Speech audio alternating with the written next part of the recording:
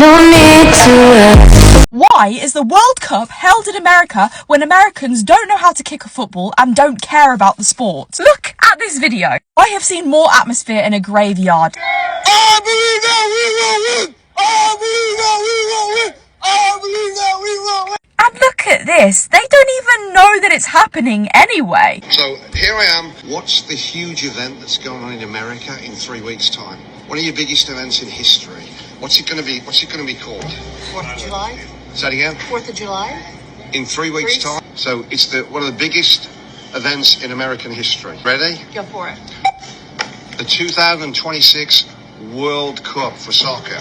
The way these people didn't even know the World Cup was happening in their country. Why don't Americans care about the World Cup? I don't understand it. It's one of the biggest things to be ever happening in your country, and they don't care at all. They don't even seem to have passion behind their team. I don't think I've ever seen an American say they even support Team USA. It is not easy making a goal. I'm impressed every time when someone gets one in. I'm always excited, and then a lot of the time it doesn't get in, but when it does, it's so satisfying. Was this sport always so aggressive? A lot of shirt pulling and so much falling. People are tripping, sliding, flipping. They're little gymnasts out there, tumbling. And the craziest thing is, sometimes they just keep playing. Actually, most of the time, they just keep playing when someone falls. Someone could be falling and literally, rocking back and forth in pain, and the ball's already on the other side. The game is still in play. That's wild to me. Y'all, let me tell y'all something. I have never, in the entirety of my life, been more invested in a storyline than the World Cup being in America right now. Do you hear me? The World Cup being in America right now is giving me everything it needs to give. I am enjoying them discovering America, essentially, at this point. People from all over the world here a lot for the first time, seeing all the things, eating all the things, meeting all the people. Americans, I'm investing in us learning more about football than we ever have before. We in it. We is in this. And if you are not invested in this storyline, then what the hell are you doing? Because baby, they getting down. They don't play. You hear me? Let's go.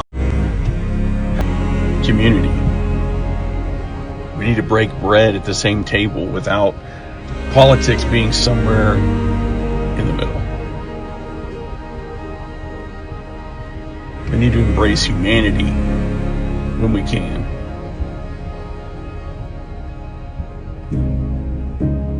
We needed this. Americans, we cannot tell you how happy, thrilled, and excited we are that America is finally getting the limelight that it deserves. Because of the what? Because of the World Cup. We have been seeing all of the videos from Europeans, from other countries, explaining and showing how amazing the US is and saying how much of a good time they're having, exploring the supermarkets, exploring how big the portion sizes are, how friendly the people are, how patriotic America is. It's so lovely to see, because for years, Europeans have realistically taken the piss out of you guys, but now they're all eating their words. They're finally finding out why you guys love your country so much. And we're so happy for you guys. You guys deserve it, man. We've been saying it for a while, but now everybody else is getting to see it. And you best remember, we're the OGs. I've just had one of the biggest cultural shocks since moving to America. So I'm sitting outside listening to the football. I'm not inside watching it, but I'm listening to it and having a glass of wine at the same time. And the USA just scored. Congrats to them. But we expected to hear a massive uproar from the neighbours, cheering, shouting. There is nothing. Literally not a peep from anyone anywhere. And if that was in the UK and England scored, for miles you would be able to hear so much shouting and cheering. It's unreal. My husband even came outside like this, and he was expecting to hear it as well, and there was literally nothing.